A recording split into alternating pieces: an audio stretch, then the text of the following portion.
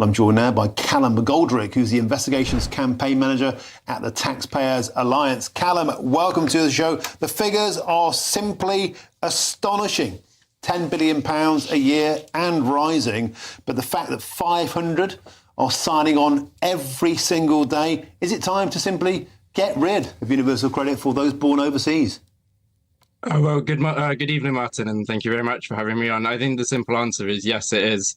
We look at our welfare bill that we know Labour tried to make changes to it earlier in the year. We're spending 300 billion on welfare alone. 88 billion of that is universal credit, of which, as you said, 10.3 billion is universal credit for foreign nationals. And you think, yeah, that's a pretty big saving that can be made by scrapping that.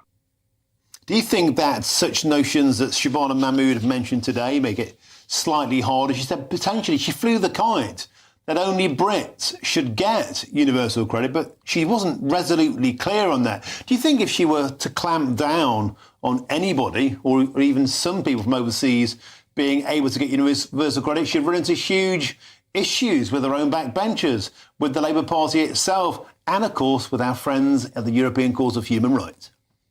I think, obviously, yes, Labour don't want to leave the ECHR, as we're aware, and we know the previous government ran into problems with those. I think in terms of their own backbenchers, yes, they present a huge challenge as well, because like I said, last year, if you remember, they came up with the welfare reforms and they couldn't get it past their own backbenchers, let alone then surviving contact with sort of the House of Lords or courts.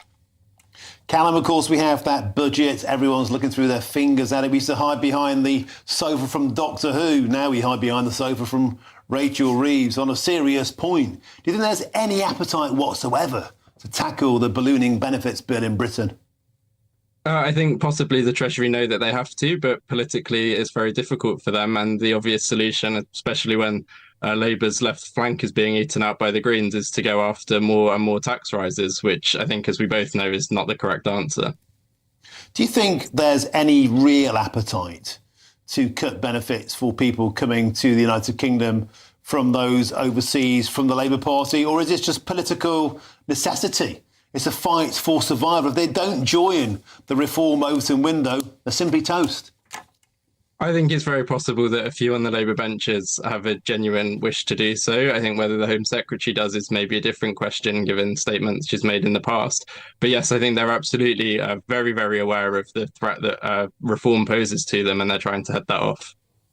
And Callum, just in terms of the brutal economics of Britain's benefits bill, not just of those overseas, but of those on our own shores who simply don't go to work, how long can we keep this going before the country's simply bankrupt? Well, they said we currently spend about 24% of the total government expenditure on welfare. It's simply unsustainable to keep it at that high. It's punishing working people who have to foot the bill for this every single year, and to a greater extent. Sticking with migration, the Home Secretary is considering a big increase. And I suppose let's get the reaction from my panel to that story. If I could, Tom Pursglove, Matthew Sadler. Matthew, I'll come to you first. Benefits are completely out of control. Perhaps a good place to start the cutback is with foreign applicants. I just want to address the elephant in the room, and that is that it's all very well wanting tough action. It's all very well living under the impression that one is being ripped off. And I'm looking ahead at this budget, wondering how much more I'm going to be paying in tax, and it might be a considerable amount. If we scrap universal credit for immigrants, what is the actual real-world effect going to be, other than potentially misery for a lot of people in those positions? We could end up with people more on the streets. We could end up with the situation that you get in northern France, where you have informal camps, which I don't want in our country. We've already got that on Tottenham Court Road. Oh, come on, Martin. Come on, Martin. We've got one or two tents around the place. I don't want to see tents, but I want those people to be looked after. I don't want to see destitution. My reaction is, you guys, that's a bad situation you're in. No one wants to live like that. My point is, yes, where there is abuse of the system, where the welfare system is out of control, and there seems to be a degree of consensus between the Tories and Labour on that, it needs to be addressed. But it has to be addressed in a way that you don't get unintended consequences and you don't hammer some of the most vulnerable. Final point, Nigel Farage, his position is to scrap the two-child benefit cap. So even Nigel Farage, Well, who's I don't seen as think hang on, it quite is. the case. He made. I was watching it live when he made that announcement earlier for this summer. people. For working people, but there are lots of working people who might say, why should I pay for other people to have children that I don't feel I can pay? Now, I reject that argument, because if you scrap the cap and you reduce child poverty, that is a good thing for children. It's not their fault they were born, and for the country. My point is, even Nigel Farage wants to extend the welfare state in that area. It's only for British working families. You say only. A lot of people will not be happy with that. A lot of people won't be happy with that. That is Nigel Farage's position. I want to get onto this broader point of the golden goodbye payments. Another kite that Shabana Mahmood flew earlier on today. At present, we can pay £3,000 as a golden goodbye to foreign criminals to get them out of the country. Good riddance of bad rubbish, you might say.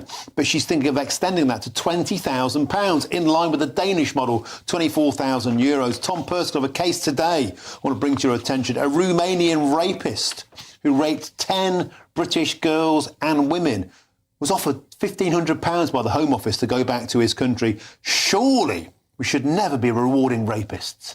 No, and I think the idea that we should pay anybody £20,000 where they've got no right to be in this country, I think people will just find offensive. Good, hard-working taxpayers across the country will just find that offensive. And actually, all that seeks to do is introduce new pull factors, because what that would mean in practice is that if you could get to the United Kingdom in a small boat, you're in a rather good position, aren't you? Because if you get to stay here, fantastic.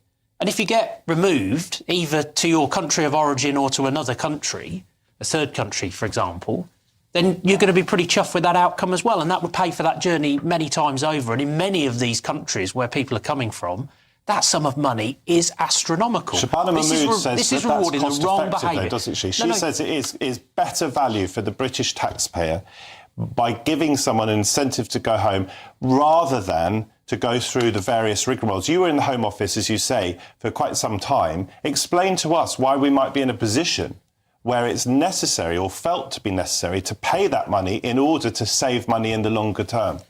I think that this would actually see additional cost burdens fall on the taxpayer. I think this would encourage more people to make that journey because they would be in a win-win situation. The best way of tackling this issue, the most cost-effective and the fairest way of tackling this issue is to detain and relocate every last individual. That was the thrust of the Iran policy. That's what this government needs to do.